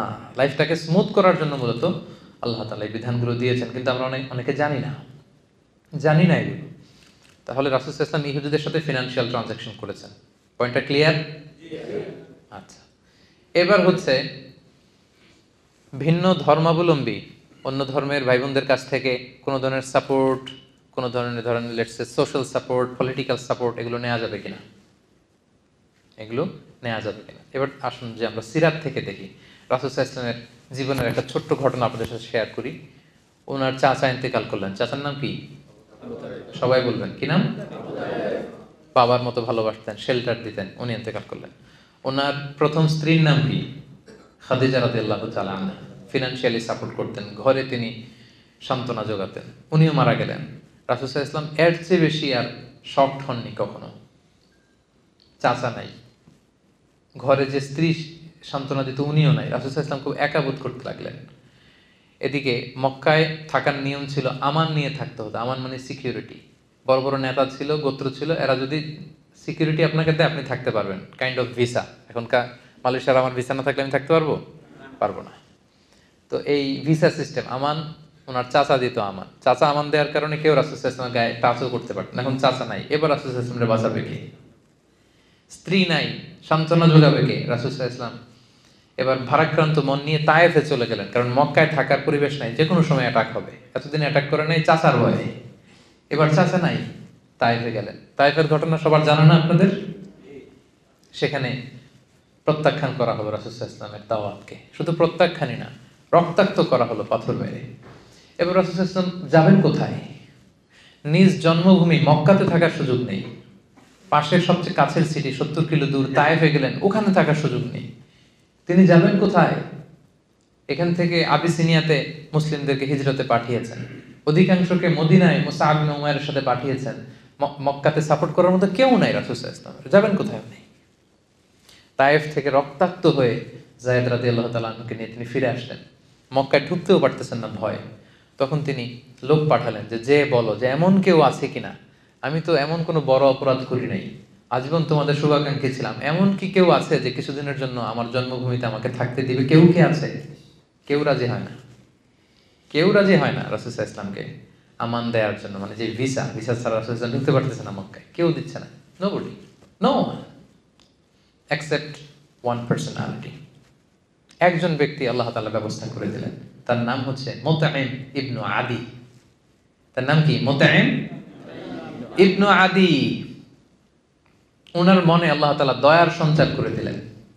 তিনি বললেন আমি দেব। ওনার ছেলেদেরকে পাঠালেন। ওনার ছেলের নাম জুবাইর ইবনে মুতঈম রাদিয়াল্লাহু তাআলা। ছেলে মুসলমান হয়েছে, কিন্তু মুতঈম ইবনে আদির নসিবে ঈমান জোটে নাই। উনি বললেন আমি শেল্টার দেব। ছেলেদেরকে অস্ত্র দিয়ে পাঠালেন, যাও মোহাম্মদকে স্যালিউট দিয়ে গার্ড অফ অনার দিয়ে নিয়ে আসো। রাসূল সাল্লাল্লাহু আলাইহি ওয়াসাল্লাম আল্লাহর শুকরিয়া আদায় করলেন। মুতঈম ইবনে আদির ছেলেদের সাথে এসে তিনি প্রথমে কাবা তাওয়াফ করলেন। কি করলেন? আশেপাশে আবু জাহেল, উতবা, সাইবা তো জ্বলে পুড়ে ছারকার হয়ে যাচ্ছে যে আমাদের চোখের সামনে মোহাম্মদ আবার এসে তাওয়াফ করতেছে, কিন্তু কিছু করার সুযোগ নাই। কারণ ওই সময় পলিটিক্যাল বা সোশ্যাল সিস্টেমটাই এমন, কেউ যদি আমান দিয়ে ফেলে অন্য কেউ তার গায়ে টাচ করতে পারবে না, করলে যুদ্ধ বেঁধে যাবে, গোত্রীয় যুদ্ধ। কিছু করার নাই। রাসূল সাল্লাল্লাহু আলাইহি ওয়াসাল্লাম কিভাবে শেল্টার দিলেন। রাসূল সাল্লাল্লাহু আলাইহি ওয়াসাল্লাম কিন্তু এই শেল্টারের কথা ভুলে যান নাই। রাসূল সাল্লাল্লাহু আলাইহি ওয়াসাল্লাম কিন্তু এটা ভুলে যাননি। কারো ফেভার, ছোট্ট একটা উপকার যদি তিনি কারো কাছ থেকে পেয়েছেন, রাসূল সাল্লাল্লাহু আলাইহি ওয়াসাল্লাম এটা কখনো ভুলতেন না। আমরা ভুলে যাই অনেক সময়। কেউ হেল্প করেছে, সাপোর্ট করেছে, কাজ শেষ, ঘটনাও শেষ, ভুলে যাই তাকে আমরা অনেক সময়। এই অকৃতজ্ঞতা বোধ আমাদের মধ্যে কাজ করে। রাসূল সাল্লাল্লাহু আলাইহি ওয়াসাল্লাম ভুলে যাননি। তারপরের হিস্ট্রিটা আরো অনেক পরে। এরপরে মদিনাতে তিনি হিজরত করলেন, বদরের যুদ্ধ হলো, এবার মুসলমানদের একটা শক্তিশালী অবস্থান। ওই বদরের যুদ্ধে মুসলমানরা জয়লাভ করলো। মুশরিকদের মধ্য থেকে 70 জন বন্দী হয়ে আসলো। কয়জন? 70 জন। আর সেই তায়েফের ঘটনার সময় মুতঈম ইবনে আদি, যে রাসূল সাল্লাল্লাহু আলাইহি ওয়াসাল্লামকে শেল্টার দিয়েছিল, পলিটিক্যাল শেল্টার, যেটা বর্তমান রাষ্ট্রবিজ্ঞানের ভাষায় পলিটিক্যাল অ্যাসাইলাম বলে, সেই মুতঈম ইবনে আদি কিন্তু এর আগেই মারা গিয়েছে। সে ছিল মুশরিক, রাসূলকে হেল্প করেছে, কিন্তু এই মুশরিক অবস্থায় সে মারা গেছে। তার নসিব আর ঈমান জোটে নাই। তো বদরের যুদ্ধে 70 জন বন্দীকে যখন রাসূল সাল্লাল্লাহু আলাইহি ওয়াসাল্লামের সামনে আনা হলো, তাদের প্রত্যেককে রাসূল সাল্লাল্লাহু আলাইহি ওয়াসাল্লাম চিনে না? সবাইকে চিনে। তাদের দিকে তাকিয়ে রাসূল সাল্লাল্লাহু আলাইহি ওয়াসাল্লাম তখন বললেন, সহিহ বুখারীর হাদিস নাম্বার 3139, যে লাউ কানাল মুতঈম ইবনে আদি হাইয়ান সুম্মা কাল্লামানি ফি হাউলাঈ নাতনা লাতারাকতুহুম লাহু। রাসূল সাল্লাল্লাহু আলাইহি ওয়াসাল্লাম বললেন, আজকে যদি ওই মুতঈম ইবনে আদি বেঁচে থাকতো আর সে যদি এই 70 জন যুদ্ধবন্দীর ব্যাপারে আমাকে রিকোয়েস্ট করতো, এই আবর্জনাগুলোর ব্যাপারে, আমি মুহূর্তের মধ্যে এগুলো ছেড়ে দিতাম। সুবহানাল্লাহ পড়বেন না? মুতঈম ইবনে আদি নাই দুনিয়াতে, মারা গেছে। মুসলিম হয়ে না মুশরিক হয়ে? মুশরিক হয়ে। কথা বোঝে নাই বোধহয়। মুসলিম না মুশরিক? মুশরিক হয়ে মারা গেছে। তারপরে as a token of respect, as a token of honour, তাকে সম্মান দেখাতে যে রাসূল ইসলাম বলতেছে, আজকে যদি সেই মুতঈম ইবনে আদি বেঁচে থাকতো, তার সম্মানে আজকে এই 70টা আবর্জনা, এই 70টা ময়লা আবর্জনাকে আমি উইদাউট র্যানসাম, কোনো মুক্তিপণ ছাড়াই আমি এদেরকে ছেড়ে দিতাম। কি সম্মান দেখিয়েছেন মুতঈমকে। কেন সম্মান দেখালেন দেখি? আগে হেল্প করছিল। যে শেল্টার দিয়ে। বিপদের দিনে পলিটিক্যাল অ্যাসাইলাম পেয়েছিলেন তিনি মুতঈম ইবনে আদির কাছ থেকে। এটা রাসূল ইসলাম ভুলে যাননি। এই ঘটনাটা রিভিল করার কারণ হচ্ছে, এখানে কয়েকটা জিনিস শিখলাম। এক হচ্ছে, প্রয়োজনে ক্রাইসিস মোমেন্টে অন্য ধর্মের লোকদের থেকেও পলিটিক্যাল সাপোর্ট নেওয়া যায়, যেটা রাসূল ইসলাম নিজেই নিয়েছেন তার সিরাতে, ঠিক না? নিজে গ্রহণ করেছেন, পলিটিক্যাল সাপোর্ট নিয়েছেন। এবং আরেকটা ব্যাপার যেটা শিক্ষণীয়, সেটা হচ্ছে যে কারো ফেভারকে কখনো ভুলে না যাওয়া। রাসূল সাল্লাল্লাহু আলাইহি ওয়াসাল্লাম তাকে সেখানে সম্মান দেখিয়েছেন, যদিও সে মুশরিক। যদিও কি ছিল? মুশরিক। তার মানে মুশরিক হইলেই আপনি ফেলে দিয়েন না, একেবারে কাফের হইলেই ফেলে দিয়েন না। আর যদি বেঁচে থাকে তাহলে তো ফেলে দেওয়ার সুযোগই নাই, কারণ তার একেবারে শেষ নিঃশ্বাস ত্যাগ করার আগ পর্যন্ত কালিমা পড়ে ঈমান আনার সুযোগ আছে না নাই? ওই যে ইহুদি ছেলেটা একেবারে শেষ মুহূর্তে শেষে কালিমা পড়েছিল।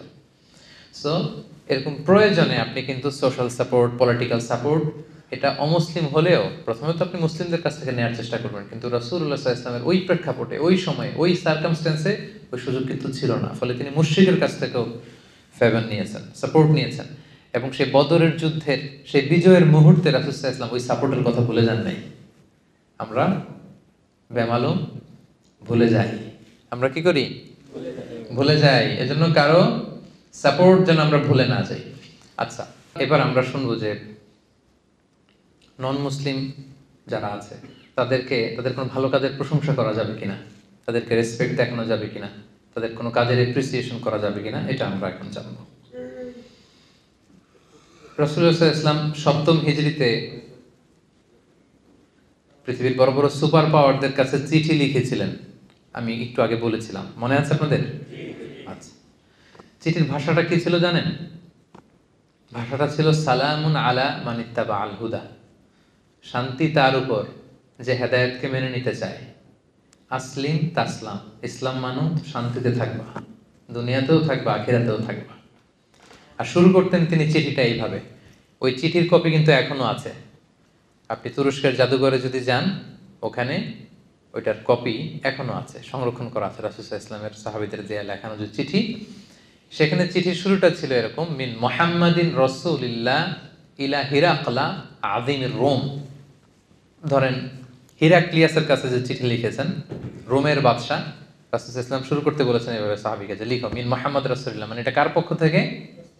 মুহাম্মদ রাসূলুল্লাহ ওনার পক্ষ থেকে। কার প্রতি? ইলা হিরাকলা, মানে হিরাক্লিয়াসের প্রতি। এতটুকু বললেই হইতো। এরপর রাসূল সাল্লাল্লাহু আলাইহি ওয়াসাল্লাম একটা শব্দ ব্যবহার করেছেন, উনি বলেছেন আযীমির রোম, মানে উনি সাধারণ লোক না, উনি হচ্ছে রোমের আজিম, highness, the royal highness, the majesty. আপনি দেখবেন যে কেউ যদি কিং হয়, হ্যাঁ, কুইন হয় বা প্রেসিডেন্ট হয়, তাকে সম্মান করে এরকম বলতে হয় যে মাননীয়, মাননীয় প্রধানমন্ত্রী, তারপর মাননীয় রাষ্ট্রপতি, এরকম বলে না? রাসূল সাল্লাল্লাহু আলাইহি ওয়াসাল্লাম এই শব্দটা ব্যবহার করেছেন। কিন্তু হিরাক্লিয়াসের ধর্ম কি আমি ভাই? খ্রিস্ট ধর্ম, খ্রিস্টান ধর্মে খ্রিস্টান। তাহলে খ্রিস্টান একজন বাচ্চার কাছে চিঠি লিখতে যেও তাকে রেসপেক্ট করার কথা আল্লাহ রাসূল সাল্লাল্লাহু আলাইহি ওয়াসাল্লাম ভুলে যায় নাই। আল্লাহু আকবার। আল্লাহু আকবার। কি নবী আমরা পেয়েছি, যেইখানে যতটুকু সেন্সিবিলিটি থাকা দরকার ছিল, সিক্স সেন্সের পুরোটা কাজে লাগিয়ে তিনি দাওয়া কাজ করেছেন, মানুষকে গাইড করেছেন, মানুষকে এডুকেট করেছেন, ইনস্ট্রাক্ট করেছেন। মিন মুহাম্মদ রাসূলিল্লাহ ইলা হিরাকলা আযীমির রোম, মিন মুহাম্মদ রাসূলিল্লাহ ইলা হিরাকল, মুহাম্মদের পক্ষ থেকে হিরাক্লিয়াসের প্রতি, শেষ, খালাস। এরকম হইলে তো হইতো না। আযীমির রোম, রোমের the highness, the royal highness, the majesty, the king of Roman empire, Roman সাম্রাজ্যের কিং, সম্রাট হিরাক্লিয়াসের প্রতি। দেখেন রাসূল সাল্লাল্লাহু আলাইহি ওয়াসাল্লাম কিন্তু এই সম্মান দিতে ভুলে যান না। আমরা এটাতে অনেক মিসিং আছে, আমরা অন্যকে সম্মান দিতে চাই না। নিজে সম্মান পেতে হলে আগে কি করতে হবে? দিতে হবে। সম্মান দিতে হবে। অন্য ধর্মের, এমনকি তাদের বিরুদ্ধে একটা সময় যুদ্ধ হয়েছে, রোমানদের বিরুদ্ধে মুসলমানদের যুদ্ধ হয়েছে, পরবর্তীতে এটা ক্রুসেডের রূপ নিয়েছে। কিন্তু রাসূল সাল্লাল্লাহু আলাইহি ওয়াসাল্লাম যখন চিঠি লিখেছেন তাকে কিন্তু রেসপেক্ট দিতে রাসূল সাল্লাল্লাহু আলাইহি ওয়াসাল্লাম ভুল করেননি। So this is the lesson. এটা হচ্ছে আমাদের জন্য শিক্ষা যে আমরা অমুসলিমদের মধ্যে থেকে যারা সম্মানিত, এদেরকে সম্মানটা দিতে হবে। আরেকটা ছোট্ট উদাহরণ আমি দেই, যেটা ইবনে সাআদ, একজন বিখ্যাত ঐতিহাসিক, তার তবাকাত ইবনে সাআদের মধ্যে উনি উল্লেখ করেছেন। 3য় হিজরির কথা, উহুদের যুদ্ধ হবে। রাসূলুল্লাহ সাল্লাল্লাহু আলাইহি ওয়াসাল্লাম মদিনায় 3টা গোত্র, ইহুদি গোত্র ছিল। একটা হচ্ছে বনু কাইনুকা, আর একটা বনু নাদির, আর একটা বনু কুরাইজা। আপনারা ইতিহাস পড়লে প্রায় শুনবেন বনু কাইনুকা, বনু নাদির, বনু কুরাইজা, এই 3টা জিউস ট্রাইব ছিল। রাসূল সাল্লাল্লাহু আলাইহি ওয়াসাল্লাম ওদের সাথে চুক্তি করেছিলেন যে মদিনায় কেউ অ্যাটাক করলে, তোমাদেরকে অ্যাটাক করলেও আমরা তোমাদের সাথে শরীক হব, আমাদেরকে অ্যাটাক করলেও তোমরা শরীক হবা, সবাই মিলে মদিনা সেট করব। ডিসিশনটা সুন্দর না? এরা এগ্রি করেছে, এরা বলেছে ওকে।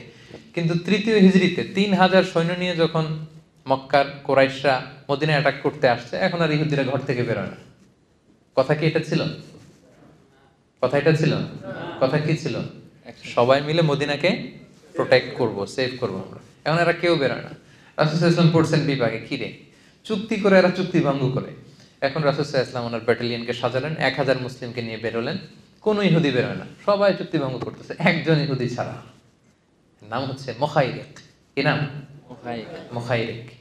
সে তলোয়ার নিয়ে, ঘোড়া নিয়ে বেরোইতেছে, আর প্রত্যেক গোত্রপতির কাছে যাই বলে, এই ইহুদিরা তোমরা না মুহাম্মদের সাথে চুক্তি করছো, সবাই মিলে বাঁচাবা। এরা কেউ এই অজুহাত দেয়, কেউ ওইটা দেয়, কেউ কয় এই সমস্যা ওই সমস্যা। তো সে বলে তোমাদের যার যত সমস্যা থাক, আমি মুখাইরিক আমার ওয়াদা আমি রাখবো। ঘোড়সাওয়ার হয়ে বেরিয়ে গেলেন। আর ছেলেমেয়েদেরকে বললেন, আমি যদি মারা যাই এই যুদ্ধে, আমার সম্পদ তোরা পাবি না, মুহাম্মদ পাবে, সে যা মনে চায় তাই করবে। সুবহানাল্লাহ। সে উহুদের যুদ্ধে গেল, বীর বেশে সে লড়াই করতে করতে করতে করতে সে সেখানে নিহত হলো। রাসূলুল্লাহ সাল্লাল্লাহু আলাইহি ওয়াসাল্লামের কাছে সংবাদ পৌঁছানো হলো যে রাসূলুল্লাহ, কোনো ইহুদিরা ঘর থেকে বের হয় নাই মদিনাকে প্রোটেক্ট করার জন্য, এক্সেপ্ট মুখাইরিক, এই যে তার লাশ, সে নিহত হয়েছে। রাসূলুল্লাহ সাল্লাল্লাহু আলাইহি ওয়াসাল্লাম তার লাশের সামনে যে সম্মান দেখালেন, তিনি বললেন, মুখাইরিক খায়রু ইয়াহুদ, Mukhairiq is the best among the Jews, পৃথিবীতে যত ইহুদি হতে পারে ইহুদি আছে, সকল ইহুদিদের মধ্যে শ্রেষ্ঠ ইহুদি হচ্ছে মুখাইরিক। সুবহানাল্লাহ ওয়া বিহামদিহি, দ্য বেস্ট অ্যামং জিউস, সবচেয়ে শ্রেষ্ঠ ইহুদি মুখাইরিক। দেখেন আল্লাহ রাসূল সাল্লাল্লাহু আলাইহি ওয়াসাল্লাম সে ইহুদি না খ্রিস্টান না মুশরিক, আল্লাহরে মানে কি মানে না এটা না, এগুলো ভুলে গেছেন। রাসূল সাল্লাল্লাহু আলাইহি ওয়াসাল্লাম as a token of appreciation তাকে সেলিউট জানালেন, তাকে সম্মান দেখালেন। সে যে তার ওয়াদা রেখেছে, রাসূল সাল্লাল্লাহু আলাইহি ওয়াসাল্লাম তাকে অ্যাপ্রিশিয়েট করলেন, বললেন দ্য বেস্ট অ্যামং জিউস, এর চেয়ে ভালো ইহুদি আর হতে পারে না। এখন মুখাইরিকের সাথে আল্লাহ তাআলা কি আচরণ করবে আমরা জানি না। যুদ্ধের ময়দানে এমনও তো হতে পারে তা সে ঈমান এনেছিল, হতে পারে না, আমরা জানি। তার সাথে তার রবের কি ঘটছিল, শেষ মুহূর্তটা কিভাবে কাটছিল তোমরা কেউ জানি না, তার ফয়সালা আল্লাহ করবে। কিন্তু সে তার কথা রেখেছিল, এজন্য আল্লাহর হাবিব সাল্লাল্লাহু আলাইহি ওয়াসাল্লাম তাকে এই সম্মানটা দিতে ভুলে যান নাই। তাকে তিনি রেসপেক্ট করেছেন, অ্যাপ্রিশিয়েট করেছেন এবং সব সাহাবীদের সামনে বলেছেন যে সে হচ্ছে শ্রেষ্ঠ ইহুদি। সে কি শ্রেষ্ঠ ইহুদি। তো দেখেন ইসলাম কিন্তু আমাদেরকে মানে ন্যারো মাইন্ডেড হতে বলে না। অন্য ধর্মের ভালো কাজ করলে যে আমরা অ্যাপ্রিশিয়েট করবো না এমনটা না। যেই ধর্মের হোক, যেই বিশ্বাসের হোক, ভালো কাজ করলেই এটা অ্যাপ্রিশিয়েট করতে হবে। তাহলে অন্য ধর্মাবলম্বী যারা, এদেরকে রেসপেক্ট দেখানোতে, প্রশংসা করাতে কোনো সমস্যা নেই। এটা আমরা ক্লিয়ার হয়েছে সবাই?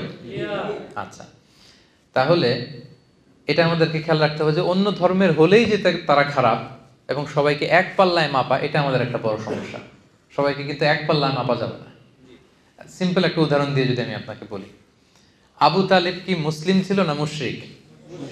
এটা উত্তর দিতে হবে সবাই, নাহলে বোঝা যাবে না।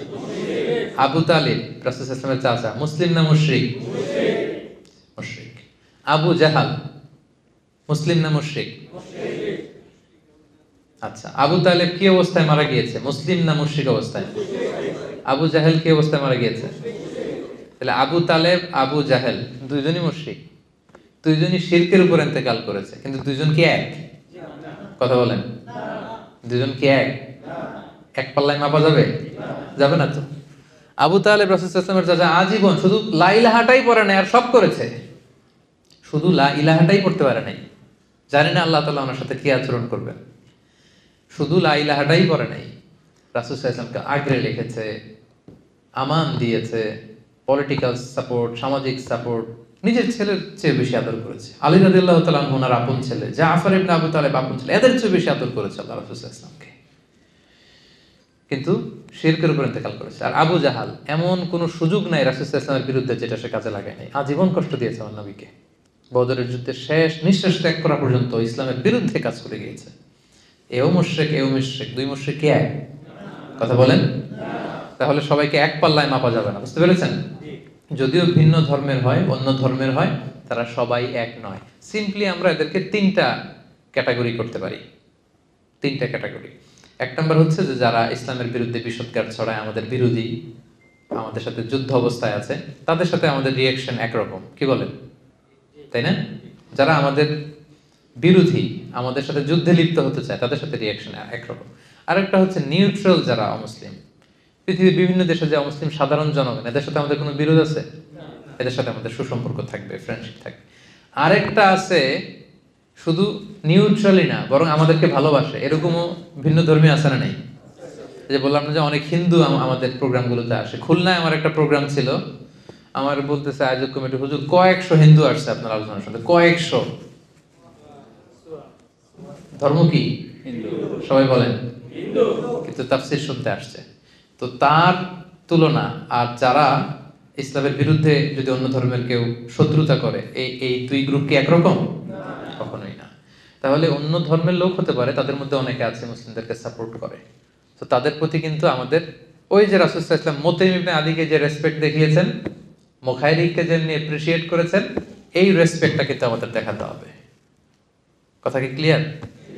তাহলে এক পাল্লায় মাপা যাবে না। এবং আল্লাহ রাসূল সাল্লাল্লাহু আলাইহি ওয়াসাল্লাম আজীবন, এই যে আমি রিলিজিয়াস কোএক্সিস্টেন্সের কথা বলছি, ধর্মীয় সহাবস্থান, আজীবন এটার চেষ্টা করেছেন। কেউ প্রমাণ করতে পারবে না যে রাসূল সাল্লাল্লাহু আলাইহি ওয়াসাল্লাম প্রথমে বিরোধে জড়াতে চেয়েছেন, প্রথমে যুদ্ধ করতে চেয়েছেন, কখনো না। সাহাবারা এক পক্ষে, রাসূল সাল্লাল্লাহু আলাইহি ওয়াসাল্লাম এক আরেক পক্ষে। সব সাহাবারা বলে, ইয়া রাসূলুল্লাহ, আমাদের দেহের এক ফোঁটা রক্ত থাকতে উমরা না করে আমরা ফিরবো না, আমাদের তলোয়ার দরকার নেই, আমাদের হাতের লাঠি দিয়ে আমরা এদের সাথে যুদ্ধ করব। রাসূল সাল্লাল্লাহু আলাইহি ওয়াসাল্লাম বললেন, না, পিস ট্রিটি করো, পিস এগ্রিমেন্ট, হুদায়বিয়ার সন্ধি। আল্লাহ তাআলা এটাকে ফাতহুম মুবিন বলেছেন, ইন্না ফাতাহনা লাকা ফাতহাম মুবিনা। রাসূল সাল্লাল্লাহু আলাইহি ওয়াসাল্লাম অনেক ভিশনারি ছিলেন এবং ঠিকই এটা প্রকৃত বিজয় হিসেবে ইসলামের জন্য এসেছে। তাহলে দেখেন এই যে পিস ট্রিটি হলো, পিস এগ্রিমেন্ট মক্কার কুরাইশদের সাথে, এদের ধর্ম কি ছিল? পেগানস, আইডোলেট্রিতে বিশ্বাসী ছিল, মানে মুশরিক। দেখেন মুশরিকদের সাথে রাসূল সাল্লাল্লাহু আলাইহি ওয়াসাল্লাম কি করে?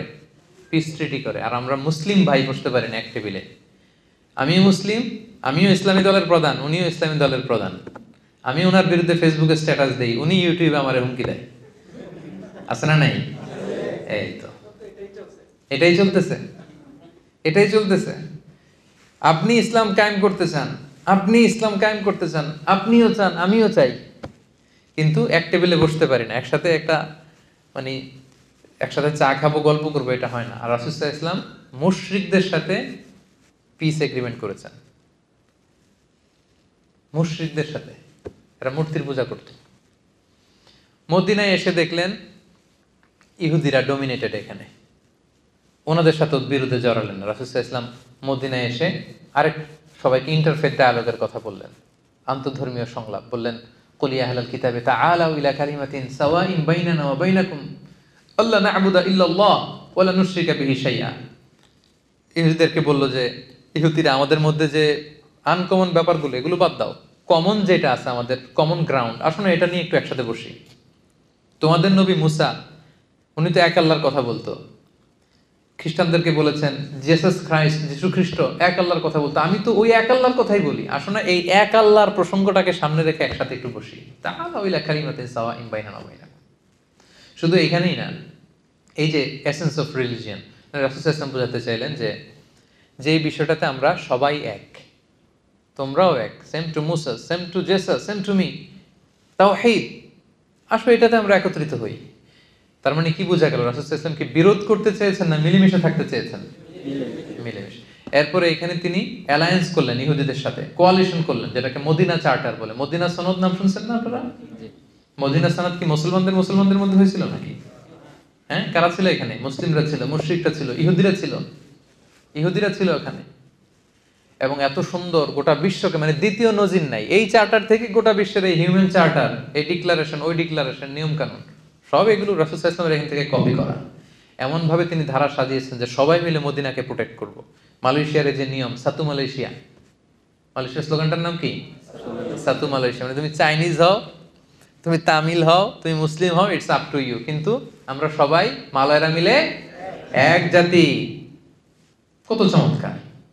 মানে একটা nice role model of religious coexistence Malaysia, আলহামদুলিল্লাহ, very nice role model of religious coexistence. সবাই মিলে সাথে মালয়েশিয়া, এক মালয়েশিয়া, এটাই করেছিলেন রাসূল সাল্লাল্লাহু আলাইহি ওয়াসাল্লাম। সবাই মিলে আমরা মদিনাকে রক্ষা করব, কেউ কারোর বিরুদ্ধে যুদ্ধে জড়াবো না, স্ব ধর্ম স্বাধীনভাবে পালন করব। কিন্তু দুঃখজনক হলেও সত্যি, রাসূল সাল্লাল্লাহু আলাইহি ওয়াসাল্লামের পক্ষ থেকে কোনো ধরনের ঘাটতি ছিল না। অন্যান্য যারা ছিল ইহুদিদের মধ্যে থেকে গোত্রগুলো, একের পর এক তারা ট্রেচারি করার কারণে, রুলসগুলো ভঙ্গ করার কারণে এই মদিনা সনদ ভঙ্গ হয়েছে। কিন্তু রাসূল সাল্লাল্লাহু আলাইহি ওয়াসাল্লামের পক্ষ থেকে এই শান্তি নষ্ট করার কোনো কিছু তিনি কখনো করেন নাই। সবসময় চেয়েছেন এই যে রিলিজিয়াস কোএক্সিস্টেন্স বা একসাথে মিলেমিশে থাকা, ধর্মীয় সহাবস্থান, এটা কিন্তু রাসূল সাল্লাল্লাহু আলাইহি ওয়াসাল্লাম শিখিয়েছেন। সর্বশেষ কথা, শেষ কথা বলি, শেষ পয়েন্টটা আমাদের ছিল, সেটা হচ্ছে মুসলিম ল্যান্ডে অমুসলিম সংখ্যালঘুদের অধিকার। আরবিটা বলবো না, শুধু বাংলা হাদিস দুটা বলি। দেশ মুসলিম, এখানে যদি সংখ্যালঘু অন্য ধর্মের হিন্দু থাকে, বৌদ্ধ থাকে, তাদের রাইটের ব্যাপারে দেখেন ইসলাম কতটা ভয়ঙ্কর হুঁশিয়ারি দিয়েছে। আল্লাহ রাসূল সাল্লাল্লাহু আলাইহি ওয়াসাল্লাম বলেন, হাদিসটা সহিহ, যে কেউ যদি কোনো সংখ্যালঘুর উপর অত্যাচার করে, তার উপর জুলুম করে, সে যেটার প্রাপ্য এটা থেকে যদি কেউ বঞ্চিত করে, তাহলে কিয়ামতের ময়দানে আমি রাসূল সাল্লাল্লাহু আলাইহি ওয়াসাল্লাম তার পক্ষে, ওই মুসলিমের বিপক্ষে বাদী হয়ে আল্লাহর কোর্টে দাঁড়াবো। সুবহানাল্লাহ পড়তে বললেন না? আপনি নামাজ পড়তে পড়তে কপালে দাগ ফেলাই দিয়েছেন, দাড়ি রাখতে রাখতে এত লম্বা জুব্বা, এরপরে হিন্দুদের বাড়ি দখল করতেছেন আর বলতেছেন আপনি বড় হাজী সাহেব। আল্লাহ রাসূল সাল্লাল্লাহু আলাইহি ওয়াসাল্লাম বলেন কিয়ামতের দিন আল্লাহ রাসূল ওই হিন্দুর পক্ষে থাকবে, আপনার বিপক্ষে। কথাটার ওজন খেয়াল করেন। বাংলাদেশে কিন্তু এরকম হয়, ক্ষমতার দাপটে হিন্দুদের বাড়ি দখল করে, জমি দখল করে, সংখ্যালঘুদের উপর অত্যাচার করে। হ্যাঁ, আছে না এরকম? আল্লাহ রাসূল সাল্লাল্লাহু আলাইহি ওয়াসাল্লাম বলেছেন তুমি মুসলিম হও, তুমি হাজী হও, তুমি যেটা হও, তোমার বিপক্ষে থাকবে আমার অবস্থান কিয়ামতের দিন। আচ্ছা সোজা সাপটা একটা আনসার দেন, রাসূল সাল্লাল্লাহু আলাইহি ওয়াসাল্লাম যদি কারো বিপক্ষে বাদী হয়ে দাঁড়ায়, উপায় নাই। যার শাফাআত ছাড়া আমরা জান্নাতে ঢোকা কল্পনাই করতে পারি না, তিনি আমার বিপক্ষে আল্লাহর সুপ্রিম কোর্টের ট্রাইব্যুনালে আমার বিপক্ষে, জান্নাতে যাওয়ার কোনো সুযোগ কি আমার সেদিন থাকবে? জন্য খবরদার। সংখ্যালঘুদের ব্যাপার দেখেন ইসলাম কত কঠিন হুঁশিয়ারি দিয়েছে। আমার হিন্দু ভাইরা, এই আলোচনা যদি কেউ আপনারা শুনেন, এটা যখন ইউটিউবে যাবে, রাসূল সাল্লাল্লাহু আলাইহি ওয়াসাল্লাম বলেছেন আপনাদের পক্ষে, সে 1400 বছর আগে আপনাদের পক্ষে, আপনাদের রাইটসের জন্য, আপনাদের অধিকারের জন্য রাসূল সাল্লাল্লাহু আলাইহি ওয়াসাল্লাম লড়াই করেছেন। স্পষ্ট ঘোষণা, সংখ্যালঘুদেরকে আক্রমণ করলে, এদের উপর অত্যাচার করলে, জুলুম করলে, এদের প্রাপ্য অধিকার থেকে বঞ্চিত করলে, আমি নবী কিয়ামতের দিন সংখ্যালঘুর পক্ষে দাঁড়াবো, তার বিপক্ষে দাঁড়াবো। হাদিস নাম্বার 1। হাদিস নাম্বার 2, আল্লাহ রাসূল সাল্লাল্লাহু আলাইহি ওয়াসাল্লাম বলেন কেউ যদি কোনো সংখ্যালঘুকে অন্যায়ভাবে হত্যা করে, কি করে? মানে এটা আরো ভয়ঙ্কর, এটা সহিহ বুখারীর হাদিস, হাদিস নাম্বার 6914। সংখ্যালঘুকে যদি অন্যায়ভাবে কেউ হত্যা করে, আল্লাহ রাসূল সাল্লাল্লাহু আলাইহি ওয়াসাল্লাম বললেন কিয়ামতের দিন সে জান্নাতে তো যাবেই না, জান্নাতের ঘ্রাণও পাবে না। এজন্য খবরদার, ভয়ঙ্কর কথা কিন্তু আল্লাহ রাসূল সাল্লাল্লাহু আলাইহি ওয়াসাল্লাম বলেছেন। সো ইসলাম সব সময় ভিন্ন ধর্মাবলম্বীদের সাথে আমাদের সুসম্পর্কের কথা বলে, তাদের অধিকার সংরক্ষণের কথা বলে। এমনকি তারা যে মূর্তির পূজা করে, কোরআনের গাইডলাইন হচ্ছে লা তাসুব্বুল্লাযীনা ইয়াদউনা মিন দুনিল্লাহি ফায়াসুব্বুল্লাহা আদওয়ান বিগাইরি ইলম। খবরদার, আল্লাহকে ছাড়া তারা যে দেবী বা প্রতিমা, তাদের কাছে যেটা পবিত্র, এটা যে উপাসনা করে, ওই দেবী মূর্তি এগুলোকে তোমরা গালি দিও না, খবরদার। এটা কোরআনের ডোনস, কোরআনের অনেকগুলো খুব স্ট্রিক্ট ডুজ অ্যান্ড ডোনস আছে। কোরআন বলেছে খবরদার, ওদের প্রতিমা, ওদের মূর্তি, ওদের দেবদেবী এগুলোকে গালি দিও না। দিলে কি হবে? ওরা আল্লাহকে গালি দিবে, ফলে তুমি কেমন যেন আল্লাহরে গালি খাওয়ানোর কারণ হলো, ঠিক কি না? কারণ তুমি তো ওদের দেবীকে গালি না দিলে ওরা তোমার আল্লাহর গালি দিত না। তার মানে অমুসলিমদের সাথে যদি আমরা খারাপ আচরণ করি, তাদের দেবদেবীকে যদি আমরা গালি দেই, তাহলে কেমন যেন আমরা নিজেরা ইসলামকে ছোট করলাম। ইসলাম আমাদেরকে এটা শিক্ষা দেয়নি। ইসলাম সবসময় সহমর্মিতার কথা বলে, সাম্প্রদায়িক সম্প্রীতির কথা বলে, ধর্মীয় সহাবস্থানের কথা বলে, ইন্টারফেথ ডায়ালগের কথা বলে, যেগুলোকে সামনে রেখে আমরা একসাথে হতে পারি। ইসলামের মৌলিক শিক্ষার সাথে অন্য ধর্মের সাথে যে শিক্ষাগুলো মিল আছে, এগুলোকে সামনে নিয়ে কিন্তু আমরা একসাথে বসতে পারি, একসাথে কাজ করতে পারি। তাহলে সংঘাত এগুলো কমে যাবে। কথা বুঝতে পেরেছেন সবাই? তাহলে সংক্ষেপে যদি বলি, আমাদের স্বাভাবিক বন্ধুত্বে কোনো সমস্যা নেই, কিন্তু গার্ডিয়ানশিপ, লয়াল গার্ডিয়ানশিপ মানাতে সমস্যা। কি বলেন?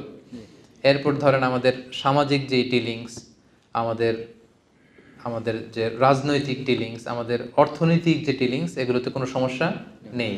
আমাদের আশেপাশে যদি অন্য ধর্মাবলম্বী আমাদের কোনো প্রতিবেশী থাকে, প্রতিবেশীর যে হক, এটা কিন্তু আমাদেরকে আদায় করতে হবে। যদি আমাদের আত্মীয় থাকে অন্য ধর্মের, সে আত্মীয়তার বন্ধন কিন্তু আমাদেরকে অটুট রাখতে হবে, এবং প্রয়োজনে তাদের কাছ থেকে আমরা সাপোর্ট নিতে পারবো, আমরা তাদেরকে সাপোর্ট করতে পারবো। এবং ইসলাম আমাদেরকে এতটা ছোট মন মানসিকতার হতে বলেনি যে অন্য ধর্মের কেউ একটা ভালো কাজ করলো, তার ধর্ম ভিন্ন বিদায় আমি তার প্রশংসা করব না, তার অ্যাপ্রিসিয়েট করবো না, এটা নয়। বরং আমি অ্যাপ্রিসিয়েট করতে পারবো, এমনকি আমরা তাদেরকে গিফট করতে পারবো, তারা কোনো গিফট দিলে সেটাও কিন্তু আমরা নিতে পারবো। আর আমরা যদি কোনো আমাদের মুসলিম স্টেট থাকে, সেখানে যদি অন্য ধর্মের লোকজন থাকে, তাদের সর্বোচ্চ রাইট দেওয়া রাষ্ট্রীয় আইনে, এটা কিন্তু আমাদের দায়িত্ব। আমাদের বাংলাদেশে যে ঘটনাগুলো ঘটছে, এটা কিন্তু খুবই দুঃখজনক। এগুলোর সাথে কোনো প্রকৃত মুসলমানের এখানে সম্পৃক্ততা থাকতে পারে না। এটা একটা বিশাল কনস্পাইরেসির অন্তর্ভুক্ত। সো আমাদেরকে সাবধানে থাকতে হবে, খুব ট্যাক্টফুলি এগুলোকে আমাদের হ্যান্ডেল করতে হবে। আর তার পাশাপাশি একই দেশে যদি অনেকগুলো ধর্মের লোক থাকে, সেক্ষেত্রে আমরা বলি যে এমনভাবে আমাদের নিজস্ব স্বকীয়তাকে বজায় রাখা, তাদের সাথে মিশতে যে, সামাজিক মেলামেশা করতে যে, আমরা যেন আমাদের স্বকীয়তাকে না হারাই। বিশেষ করে ইসলামে শিরকের গুনাহ সবচেয়ে বড় গুনাহ। আল্লাহ সব মাফ করেন, কিন্তু শিরকের গুনাহকে তিনি কখনো মাফ করেন না। তাদের যেখানে দেবদেবীর পূজা হচ্ছে, এটা তাদের কাছে ধর্মীয় অনুষ্ঠান, পবিত্র, কিন্তু আমরা কিন্তু সেখানে উপস্থিত থাকতে পারবো না। আমাদের তাওহীদের মধ্যে কোনো ধরনের ঘাটতি হয়, এটা প্রশ্নবিদ্ধ হয়, এমন কোনো কাজ কিন্তু আমরা কখনো করতে পারবো না। তারা শান্তিপূর্ণভাবে তাদের ধর্ম তারা পালন করবে, আমরা শান্তিপূর্ণভাবে আমাদের ধর্ম পালন করবো। They have their faith, we have our faith. আল্লাহ তাআলা খুব স্পষ্টভাবে বলেছেন, লাকুম দীনুকুম ওয়ালিয়া দীন।